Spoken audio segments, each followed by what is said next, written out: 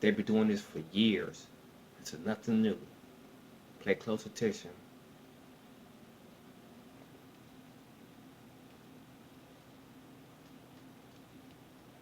Elections coming up. But how much sway do these really have over voters? To get more insights into race politics and their impact, we've invited to speak with us Bishop Aubrey Shines, founder and pastor of G2G Ministries in Tampa Bay, Florida, and founder of the Conservative Clergy of Color. Let's jump into that now. Hey, Bishop Aubrey Shines, it's a real pleasure having you on Crossroads. Excellent being with you guys. Thanks for having me. So I know that in your work, you've done campaigning, you've been involved in with the Trump campaign, you've done a lot on race politics in the United States, talking about it from a very different angle from what a lot of people may think. And I'm curious, because it seems that in the coming elections, 2020, November 3rd, the Democrats are putting all their eggs in one basket. It does seem to be that's race politics, identity politics, and really trying to just kind of bank on the idea of vote for the other guy who's not Trump. And I'm curious, in your touring and your research, how much weight do you feel race politics actually has? I think if we were talking maybe a dozen plus years ago, a couple decades ago rather, perhaps it would have had some significance. I think what you're seeing and what the rest of the country is seeing is something, in my opinion, of an anomaly in this regard.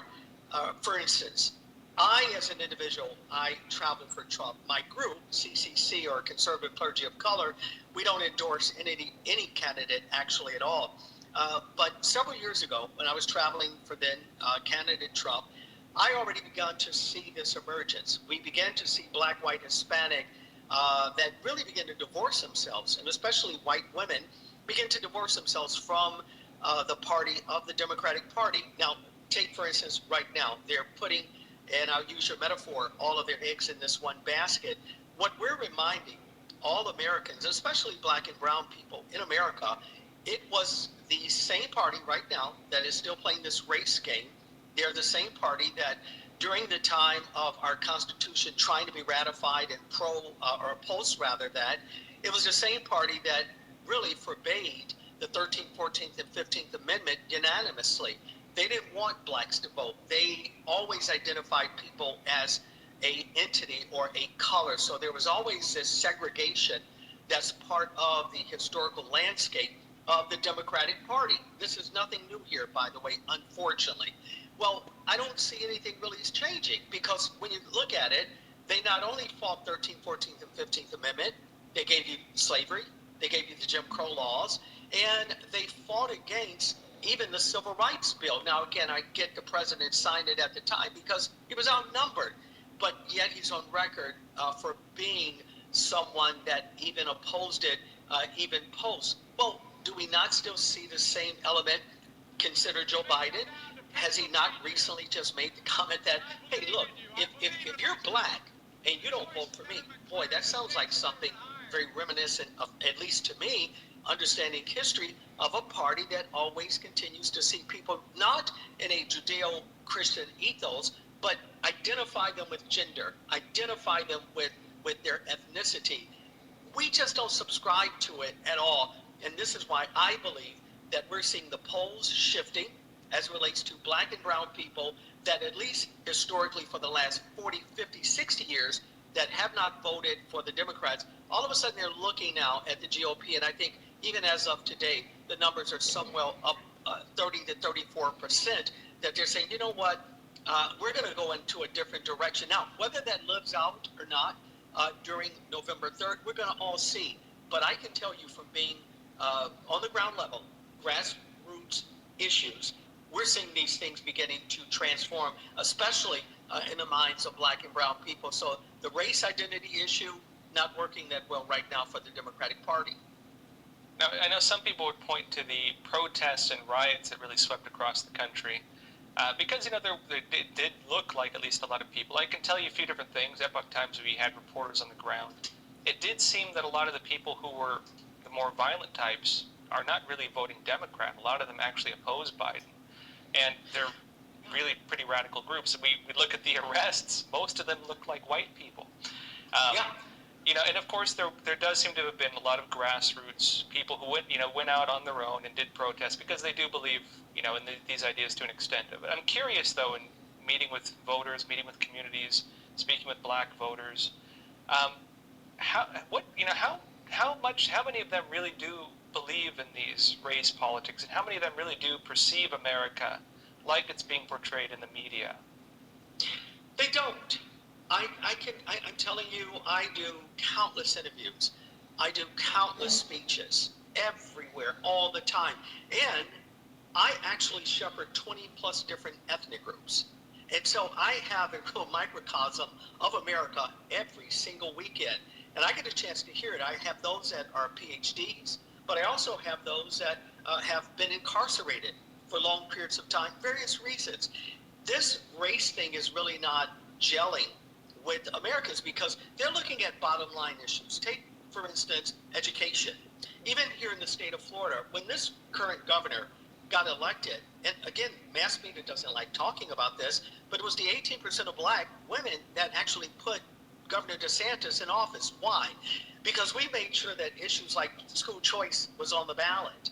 And as a result, they said, hey, why is it that any group, and that wasn't a white or black issue, by the way, that was an economic issue. That was an issue that was going to benefit guys and girls, kids that were trapped in these failed school systems. So when blacks understand, and when our group, or in groups like ours, give this type of information as far as school choice, prison reform, they're realizing, wait a minute, there's only one group, one candidate that has been talking about this.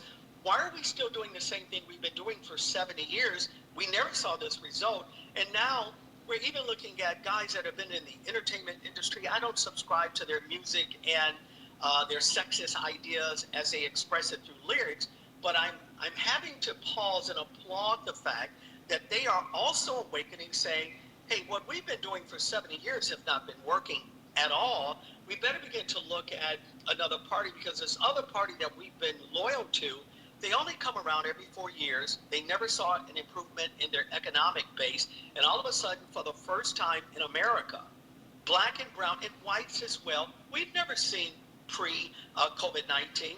We never saw the employment numbers the way they are. We never saw a candidate says, hey, why can't these poor kids have an opportunity to take their kids to schools of their choice, whether they're poor, white, black, or brown? Why is it that we are forbidding these individuals from doing so? There's only one party that's talking about that, only one candidate that's been talking about that. And honestly, this is what we're hearing when we're out.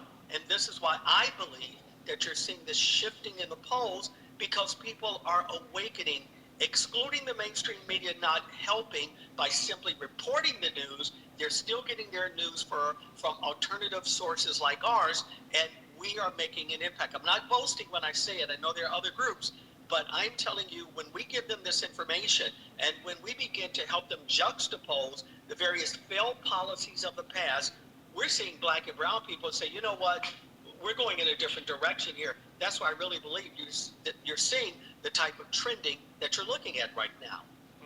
I think another big conversation right now happening in this country is around these, critical race theory trainings and making people aware of race. It's interesting because the narrative used to be, don't judge people by the color of their skin, judge them by their character. Martin Luther King talked about that, and growing up myself even, that was kind of the standard. I had friends of every color. To be honest, we never really thought about it. And the funny thing is they're telling you now that you should look at a person's skin. You should judge them, and you should also look at the color of your skin and judge your privilege or oppression, and place yourself on the hierarchy of oppression based on that. A big question we have in our country right now is, do people actually believe in these things? And to what degree does this hold weight with the people the Democrats, for example, are more trying to target? To be honest, it seems it's more like white liberals who tend to agree with this, because they've been convinced that they have wrongdoing in the past. There's some guilt involved with it. I'm curious, when it comes to black, brown communities, how much weight do you believe these narratives actually hold? They're not holding a lot of weight at all. Our group, Conservative Clergy of Color, we just developed, actually a curriculum where we're going into corporations and we're teaching what's called How to Get to All Lives Matter. Now, this is an alternative resource that we're saying, hey, we can't segment ourselves based on this idea of race and putting one's gender or race. I, like you, I was raised in a different time. I was raised in a very strong business home. The whole racial issue just was an issue. By the way, I have a Jewish mom, so that's a whole nother issue there as well. And when I look at the bigger picture here, I like Dr. Martin Luther King, and I go further, even before Dr. King. I think of people like Booker T. Washington. Booker T says something that it's one of my favorite phases of one of the, I think, real leaders of both black and white, just a great American. And he said this. He said, there's a group of people that need to keep this race divisiveness alive and well. He says, why? He says they profit from it, and it makes them very relative. So they don't really have a desire for this thing to go away because it makes them very prominent. Well, he was echoing those that believed in critical race theory. When you take an individual and you say to that individual, because you're white, you're privileged, well, go tell that to some of the whites that I know in Virginia that have a very difficult time making ends meet. And or, let's reverse it. What do you say to Barack Obama and Michelle Obama to their children that lives in 1 percentile? Are they also discriminated against? Is someone white, I don't know, stopping them? Did someone white stop Barack Obama from getting in office? This is ridiculous. It was a majority of whites that put him in the office. If every black in America had even voted for Barack Obama, he still could not have gotten into office. That's mathematically impossible. It was whites that put him in. So when I hear this false narrative that we got to look at each other based on race or gender, well, I like King, I like Booker T. Washington. We don't judge people by the color of their skin, but we really should judge them by the content of their character. And so critical race theory is a Marxist idea. I wrote a book, I know you're aware of it, called 8 Answers to Dealing with Racial Issues here. It's out on Amazon. Forgive me for the shameless plug there. It's doing quite well for a reason because we are addressing those issues. We're saying this is a Marxist idea. It doesn't work. As a matter of fact, my grandfather, my mom's dad, died in a war called World War II, fighting against this same critical race theory that existed then in Germany. And we have fought against it. Our country has won this battle, but yet you have these segments of our society that want to paint it as though there's some sort of racial divide here. Again, if you were talking to me decades and decades ago, we'd have a total different conversation. But when I hear this lie, it's upsetting, it's offensive, because it says to one group of people, you cannot survive unless you have me as a white liberal to help you become a better you. That, my friend, is racism at its best. It's soft bigotry. Every American, whether you're black or white, should denounce it and throw it in the garbage can where it really belongs, because it is not an idea of Americanism, and this is what we should all be striving for. Black, white, or brown, doesn't really matter. We should be striving to make our country better and not continue to segregate it by ethnicity. It's a ridiculous concept that has been dealt a major blow already. I hope we continue to defeat it. Hey, Bishop Aubrey Shines, it's a real pleasure having you on Crossroads. Thanks for allowing me to be with you guys.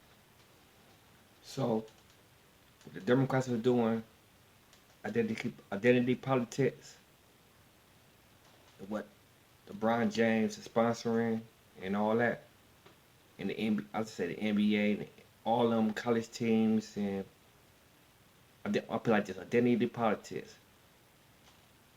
He said Germany, Hitler. We fought a war against this, but the Democrats is pushing this. We fought a war against this.